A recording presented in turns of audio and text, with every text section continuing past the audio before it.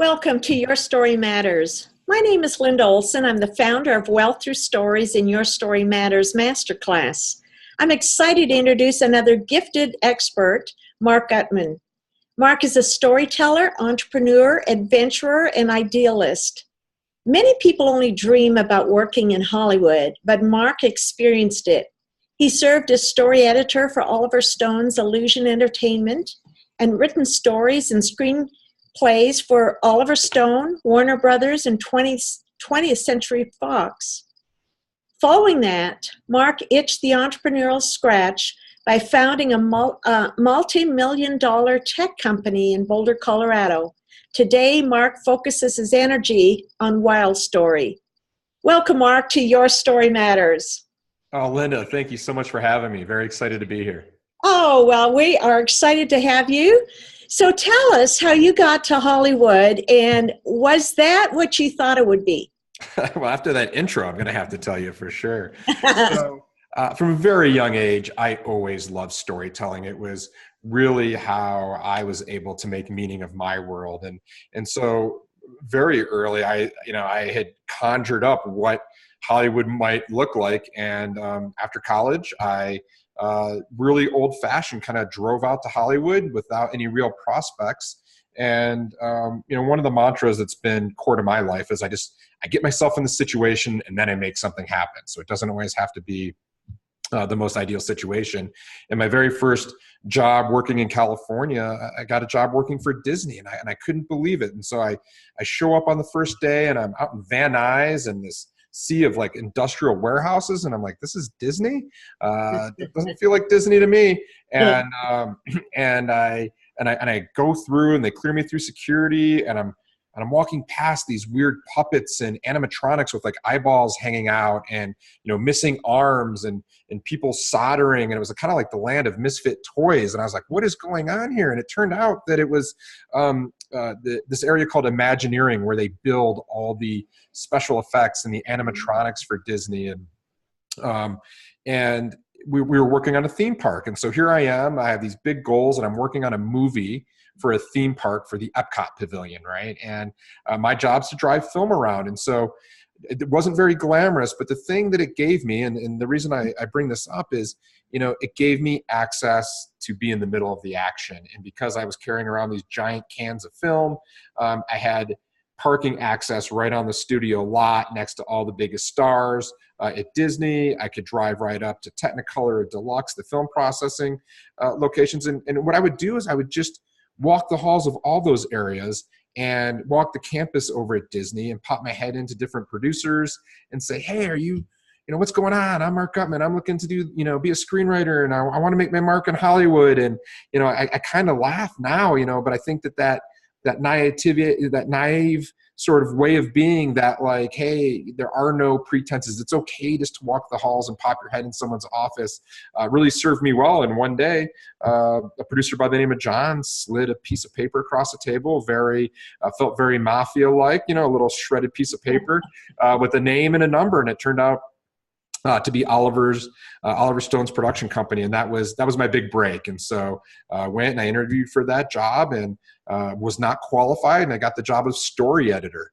And for the people that don't know, story editor runs a story department, takes in all the scripts. We probably took in at least 100 scripts a week, whether it be from an agent or a private person or someone that knew someone at the company. And we'd be in charge of not only reading and covering those works because you don't want to miss anything. It's always like looking for a great story is like looking for a needle in a haystack, and you kind of want to look, consider everything, but you can't give it too much consideration. And that's where I really cut my teeth on story. And that's where I really learned what makes a good story, learned about story structure, learned how to defend a story, like have that contextual language around, well, I like this. Well, why? Well, it's a good story. Well, tell me why it's a good story. Right. A lot of people can't really articulate that. And so it was, an incredible time in my life. It was super high pressure. And it was great. I mean, from the moment I woke up to the moment I went to bed, I was immersed in screenplays. And that's what I'd always wanted to do. And I knew, I was always worried I was going to get fired or I was messing up. And the day I knew that things were okay was they presented me with this big LL Bean tote bag with the name of the production company on it, so I could carry my 15 scripts back and forth to my apartment, And that was like, that was a badge of honor. That was like the best day of my life. Oh, that's great. Wow, what a great opportunity to be able to do that. I mean, as you know, many people only dream about that kind of an opportunity, but for most people, and since I only live about an hour and 15 minutes away from Hollywood studios, I've met a lot of people that have really wanted to and dreamed all their life of getting there. And then when they got there, it wasn't at all what they hoped it would be. Well, I agree. And the movie business has done an amazing job of telling their own story, right? And telling us what they, they portray themselves in films. It's always glamorous and really great. And there is that element for sure. But, it's also like, it's a business. They call it the movie business. And it really is hard work. And it's no different than, a manufacturing business or a tech business. I mean, it's just a lot of hard work and a lot of ambitious people. You mentioned, a lot of people go out there and everyone's trying to do something because, and this is a challenge I face in my own business today, but because everyone's seen a movie, they think that they can tell a great, cinematic story, whether they want to be an actor, an actress, a screenwriter, a director, a producer, like, why not? Right. And it is one of those businesses that it doesn't take a huge pedigree to be successful in, because no one has really, really cracked the code on it. There's still a big element of variability. But as you mentioned, so I worked for Oliver. I went off and I was writing a comedy punch up for some of the studios you mentioned. Was working on an animation movie called Osmosis Jones. And one day I'm sitting there with two of the producers, two really good friends of mine, and we're just having this debate. We're at Cantor's Deli on Fairfax there, and where a lot of people like to hang out. And we're just talking about why movies sometimes fall flat and why they're so unfulfilling to write. And, part of the conversation was that because of the format that we're forced to put them in an hour and a half, 2 hour, they always have to resolve themselves. Right. And that's why you see this big rise of episodic television so hot right now, because it doesn't have to resolve. If you have 10 episodes, like on Game of Thrones, to open up a loop and close it. You have a lot to play with in there. And it's really, really great from a storytelling perspective. But the other thing we talked about was just how, like, a lot of the material we were working on was really inauthentic, and how it really wasn't like real life. And, for me, I was chasing this dream. It wasn't, I'm looking around. There's a lot of people around me that are unhappy. It's not living up to this fantasy that I built up in my head. And now it was like just a punch in the gut. And like my whole world just kind of crashed. And I just felt like, it was kind of this existential crisis. Like, everything we're doing is fake, and everything we're doing doesn't have merit. And what are we doing this in the service of, right? To make studios wealthy, to make these people that are unhappy, wealthy and things like that. So I kind of went into a tailspin. And, that was really a low point for me, and every great story has one. It was like, my world really spun out of control, and I was really in search of who I was. And that's when I came to Colorado. I came to take a break. Always attracted by the snow and the mountains and the nature and the rivers. But what I was most surprised about, and there was just this weird timing, Denver and Boulder was going through this renaissance of entrepreneurship. A lot of tech companies, a lot of venture capitals. And so there was all these entrepreneurs that were like springing up, like early entrepreneurs. And I was like, oh my gosh, like, these are my people. These are the stories I want to tell. Like, these people are telling stories that change the world, literally, right? This wasn't about, hey, like, I got to disarm the bomb and save the villain. It was like, their villain were real problems. Like, how do we, communicate? How do we get clean water? How do we fix transportation? I mean, they're like, it just blew my mind. And so, of course, everyone was very interested in what I was doing from a Hollywood perspective. And we started talking, like, how do we apply story to your business? How do we make that work for you? How do we tell those authentic stories using those storytelling techniques to really make your business stand out and engage the ideal clients that you want to connect with? And so, I came here, like I said, to take a break, take a breather. I thought I was coming for the mountains and all these natural resources, but I ended up staying, built a life here. And really why I'm here is because I just love working and telling stories with all these different businesses and brands. And we don't do that just exclusively in Colorado. I mean, we do that all over. We have several clients in California, for example.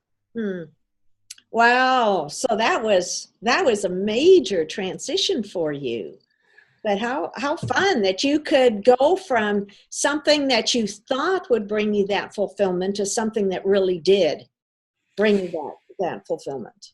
It does. And, you'd mentioned in my bio, I kind of glossed over a point. I had started another tech company. It was like a lot was going on, and there's a lot of telecom things happening here. And so that was like a nice intermission to just like take a break. But, when I was going through the building of that company, and it still does very well today, I so missed that connective piece with people and telling stories. And I'm not going to stand here and be on the summit here and say it was easy, or that it just went 1, 2, 3, 4, 5. But what I will say is that a commitment to it, consistent love for it, and working really hard, I've been able to build a business that satisfies my creative side, that also I feel very proud of, because at the end of the day, when we help build those stories, we're helping build businesses, we're helping employ people, and I get so excited by people, entrepreneurs that see problems, and they view entrepreneurship not as the end goal, but as the tool, right, to really affect change. And yes. And that's where it gets really, really, really neat. I tend to work with a lot of businesses that I would call change maker or challenger lifestyle brands, but we've worked with all sorts of companies. So I'm assuming at this point you're talking about Wild Story, right? Correct. Yes. Sorry. Tell us a little bit more what that really is all about. Yeah, so Wild Story is a brand storytelling agency that really gets into harnessing and aligning the essence and what makes your business special, what makes your people special, as well as combining that with some real business outcomes. Because if we don't have those, right, we don't have a business. And so we spend our time, we like to say we work with our clients on these two principles, like what's your discipline and what's your perspective. And our discipline really falls into this branding marketing mix, but our perspective is through storytelling. And we really apply those techniques and really use those techniques. And we also, do a lot of story coaching, but I would, that's just another part of our business as well. Oh, very good.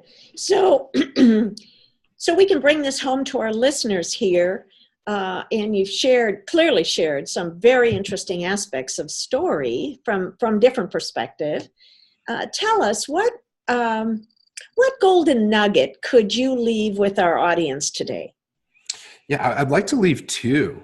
I think that when first and foremost, I really want to encourage the viewers and the listeners to lead with story, to tell their story. We really didn't talk, think how much you and I spoke about my story before we even got into the what of what I do, or even the how of what I do. And why that is so important is story forces people to choose.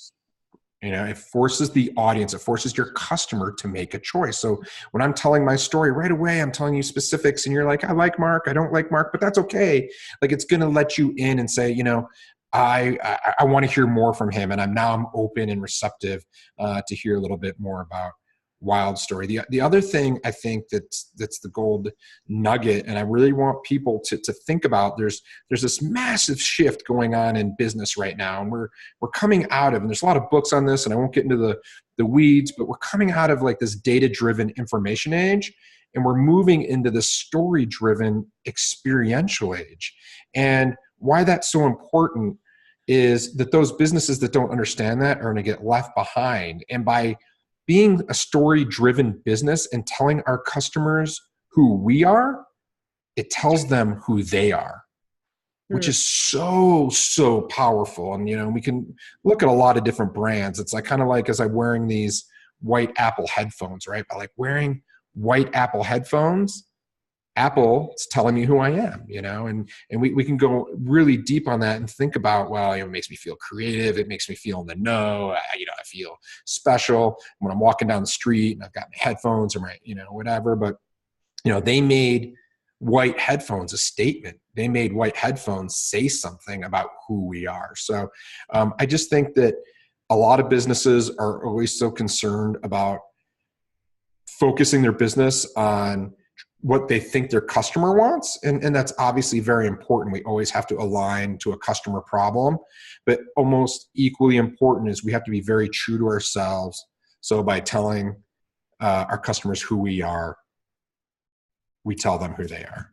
Oh, I like that. I like that. I really hadn't thought about it from that perspective. As we tell who we are, we really say who they are. Because when it all comes down to it, it's always about serving them. It's always about them in some way. But if we can share our story as a way to connect with them because it's who they are, that's when story really counts. Love it. Those are great nuggets. Thank you for sharing that. Oh, you're welcome. You're welcome. And, if your listeners have any questions, I'm happy to always answer any questions on those topics as well. Oh, thank you. So I know you have a wonderful gift for our listeners today. Can you tell us about that? We do. So in the movie business, we have a little framework called a story spine. That's a way to map out a story. So I just encouraged everyone to lead with their story. You can map out a story in about 5 minutes. And so you literally, what we would do is we'd go and we'd put it up on the wall and just see if it even had like the bones or the merit to work on any further.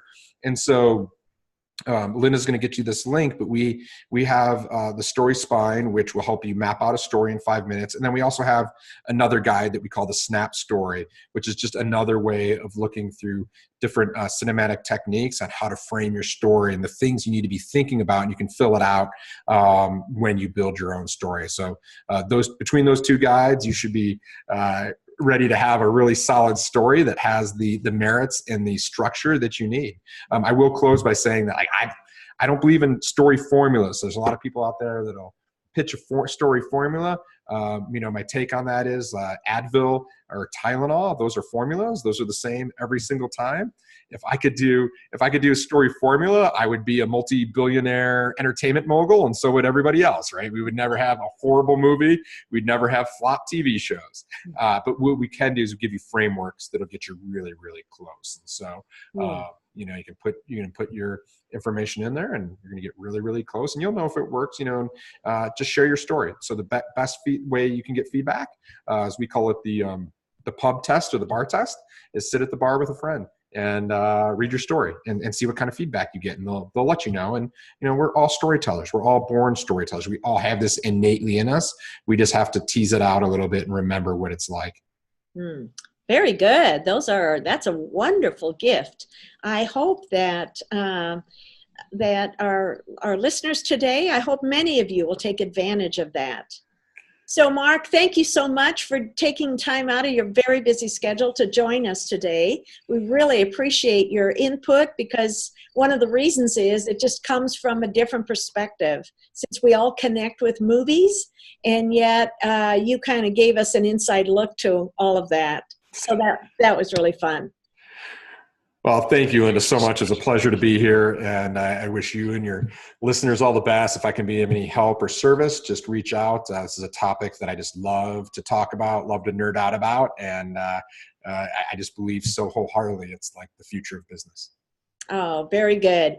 And we want to thank our listeners as well for taking time out of your busy schedule to join us today, and we hope to see you back tomorrow. Thank you.